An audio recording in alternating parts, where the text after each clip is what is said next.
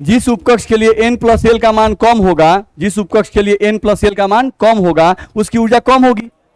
दिक्कत है अगर दो कक्षकों के लिए या दो उपकक्षों के लिए n प्लस एल का मान समान आ जाए, नहीं तो जिसका कक्ष संख्या ज्यादा होगा उसकी ऊर्जा ज्यादा हो, यही बताया गया था। चलो अब हम लोग यहां पर देखा जाए तो हम लोग को लिखा हुआ है, ये सब सजाए हुए हैं हम लोग को। जैसे पहला कक्ष में सिर्फ एस होता है तो 1s लिखा हुआ है, नहीं दूसरा कक्ष में क्या होता है एस और पी, तो देखो 2s और 2p लिखा हुआ है। तीसरा कक्ष में एस पी और डी, तो 3s 3p 3d लिखा हुआ है। वैसे ही चौथे कक्ष में f तक होता है, नहीं तो देखो 4s 4p 4d 4f, ऐसे सब लिखा हुआ है कि नहीं लिखा हुआ है, लिखा हुआ है। अब हमको क्या करना है, यहाँ पे सबका n प्लस एल का मान निकाल देना है। नहीं चलो भाई हम लोग सबके n प्लस एल का मान निकाल के देखते हैं। तो n प्लस एल का अगर हम लोग मान निकालें यहां से, यहां पे हम लिख रहे हैं n प्लस सॉरी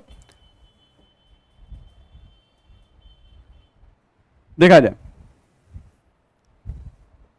अगर यहां पर हम लोग निकालें n प्लस एल का मान निकालें, ठीक है, तो n का मतलब कक्ष संख्या और l का मतलब ज्योमेट्रिक संख्या। चलो यहां पर है n का मान कितना है 1 और s के लिए l का मान, तो 1 प्लस 0 1 आएगा, तो हम सिर्फ 1 लिखें।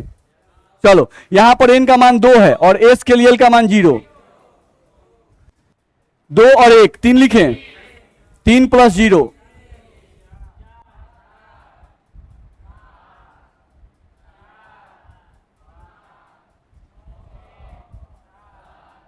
ठीक है। यहां पर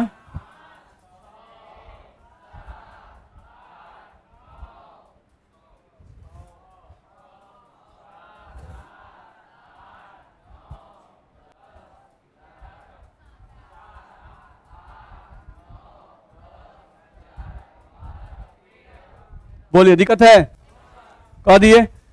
अब n प्लस एल का मान निकल गया भाई। अब जिसके n प्लस एल का मान सबसे कम होगा, जिसके n प्लस एल का मान सबसे कम होगा उसकी ऊर्जा सबसे कम होगी। अब हम लोग यहां पे लिख रहे हैं ऊर्जा का क्रम, हम लोग यहां से लिख रहे हैं ऊर्जा का क्रम। चलो तो ऊर्जा का क्रम अगर लिखे तो सबसे कम n प्लस एल का मान 1s, तो सबसे कम ऊर्जा होगा 1s का, नहीं उसके बाद देखें 2s। अब आओ यहां देखा जाए तो 2p और 3s इन दोनों के n प्लस एल का मान बराबर है। तो अगर दो उपकक्षों के लिए n प्लस एल का मान बराबर हो तो जिसकी कक्ष संख्या कम होगी उसकी ऊर्जा कम होगी, तो 2p का एनर्जी कम होगा, 3s का एनर्जी ज्यादा होगा। तो 2s के बाद क्या लिखें 2p 3s, जिसका ऊर्जा कम है उसको पहले लिखना है, नहीं तो 2p और 3s में ऊर्जा किसका कम होगा 2p का, क्योंकि इसका कक्ष संख्या कम है और इसका कक्ष संख्या ज्यादा है, तो 2p और तब 3s। चलो अब हम देखते हैं 4 वाला कहां है उसको पकड़ना है। चलो 4 एक यहां पे दिख रहा है, 4 एक यहां पे दिख रहा है, और कोई 4 दिख रहा है नहीं, तो 4 वाला जो पहले है उसको पहले लिखो। अब 3s के बाद क्या आएगा 3p, और 3p के बाद 4s, 3p के बाद हम लिखेंगे 4s, लिखेंगे नहीं। अब 5 वाला पकड़ना है। चलो 5 वाला यहां पे है, यहां पे है, यहां पे 3d 4p 5s। बोलो दिक्कत है। अब 5 वाला हो गया, अब 6 वाले को पकड़ो 4d 5p, तो पहले लिख ले हम लोग 4d 5p। अब उसके बाद 6s, तो हम लोग का 6 वाला खत्म हो गया। अब 7 वाला पकड़ना है 5d, चलो पहले 4f है तो हम लोग यहां से लिखे 4f, तब हम लोग का 5d, अब कौन है 6p होगा, तो यहां से हम लोग सब 7 वाले को लिख लिए। अब 8 वाले को लिखना है 5f 6d 7p तक ही याद रखना है।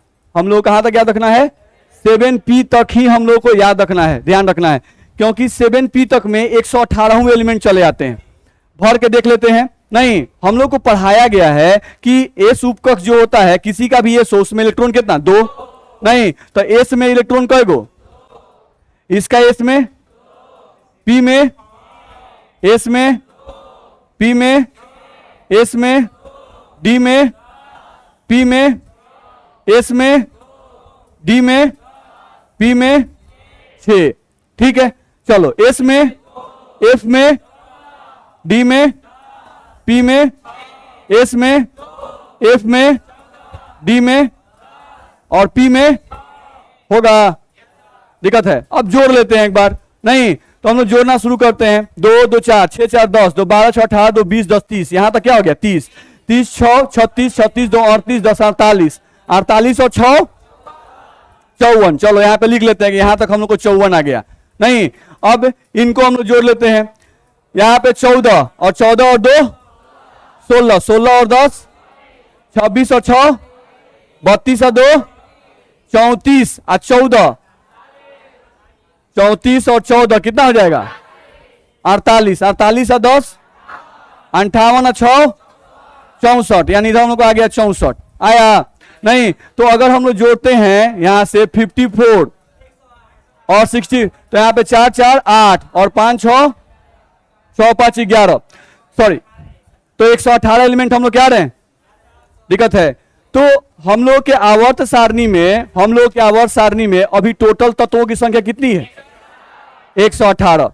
आवर्त सारणी में टोटल तत्वों की संख्या 118 है। तो हम लोगों का जो विन्यास लिखा गया, नहीं इसमें क्या 118 एलिमेंट आएंगे कि नहीं आएंगे, आएंगे आसानी से 118 एलिमेंट हम लोग के यहां पर आ जाएंगे। इसमें दिक्कत है, कर सकते हैं। अब ये n+l जो वैल्यू है ये तो हम लोग को बताया गया कि आप कैसे ऊर्जा का क्रम निकालोगे, नहीं लेकिन याद क्या करना है कि आपको ये क्रम याद होना चाहिए। नहीं अब अगले क्लास में हम आपसे एक क्रम पूछेंगे, ध्यान रखना है। नहीं यानी आपको बताना है, ये सब लिखना होगा कुछ नहीं है, और आपको एकदम सिलसिलेवार बनाना है ये वाला क्रम। नहीं कि सर पहले 1s तब 2s तब 2p तब 3s तब 3p तब 4s तब 3d तब 4p तब 5s, इस तरह से बताने जाना है। नहीं कहां तक 7p तक, किसके बाद कौन है आगे पीछे नहीं करना है, ये पूरा क्रम याद चाहिए। कर सकते हैं ना, दिक्कत है। टाइम हो गया है क्या, आज हम लोग का टाइम कुछ दूसरे काम में वेस्ट हो गया। नहीं चलिए एक चीज और देख ले, बस छोड़ देते हैं।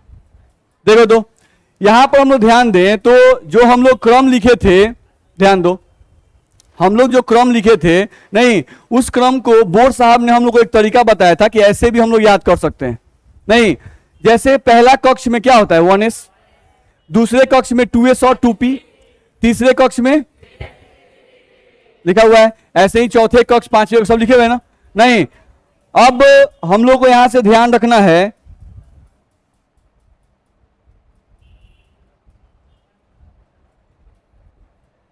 देखो तो अब हम लोग को इसमें एरो खींचना होता है। यहां से हम एक एरो खींच दिए इस तरह से, यहां से हम लोग देखा जाए तो एक एरो खींच रहे हैं कुछ इस तरह से। नहीं ध्यान रखना है, यहां से हम लोग एक एरो खींच रहे हैं कुछ इस तरह से, ध्यान रखना है। यहां से हम लोग कुछ एरो खींच रहे हैं कुछ इस तरह से, ध्यान रखना है। यहां पर हम लोग फिर से एरो खींच रहे हैं कुछ इस तरह से।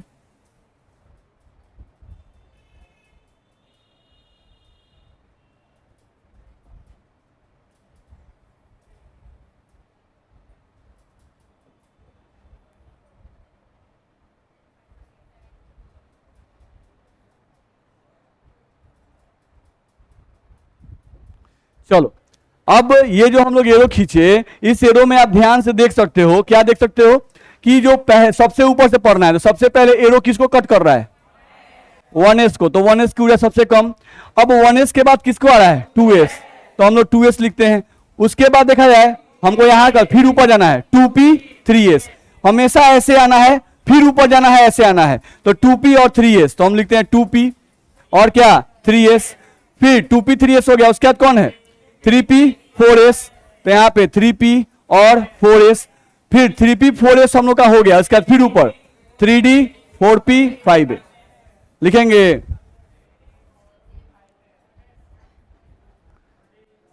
अब 5s तक हो गया, फिर ऊपर आओ 4d 5p 6s, तो यहां से लिखते हैं 4d 5p 6s, ध्यान रखना है। अब यहां से फिर हम ऊपर आए तो 4f 5d 6p 7s, फिर आपको ऊपर से आना है 5f 6d 7p होगा। नहीं तो यहां से हम लोग का 7p तक आ गया, ध्यान रखना है 5f 6d और 7p। तो यहां से हम लोग देखें अगर, तो ये बोर्ड साहब ने हम लोग को बताया था कि इस तरीके से भी आप ये क्रम लिख सकते हो। अगर गलती से कभी भूल गए, ध्यान रखना, अगर गलती से हम कभी भूल गए नहीं कि भाई क्रम क्या था, थोड़ा घबरा गए, तो फटफट क्या करेंगे, पहला कक्ष 1s, दूसरा कक्ष 2s 2p, तीसरा कक्ष 3s 3p 3d, चौथा कक्ष 4s 4p 4d 4f, नहीं अरेंज कर लिए फटाफट, नहीं, और ऊपर से तीर खींचते चले गए। तो अगर तीर खींचते जाओगे आप, ध्यान रखना है, तो आपको मालूम चल जाएगा सबसे पहले तीर कट रहा है 1s को, फिर 2s को, फिर हम लोग 2p तब 3s, फिर ऊपर से ऐसे आना है, बार बार ऊपर से नीचे आना है, फिर ऊपर जाना है, फिर नीचे आना है, फिर ऊपर जाना है, फिर नीचे आना है। ऐसा कर सकते हैं? दिक्कत है नहीं? तो ये ऑर्डर आप लोग याद करके आएंगे ना, ठीक है? तो ये ऑर्डर याद करके आएंगे। तो अब अगले क्लास में हम लोग इलेक्ट्रॉनिक कॉन्फ़िगरेशन लिखना सीखेंगे, नहीं, और एक्सेप्शनल इलेक्ट्रॉनिक कॉन्फ़िगरेशन लिखना सीखेंगे, ठीक है? चल, ओके।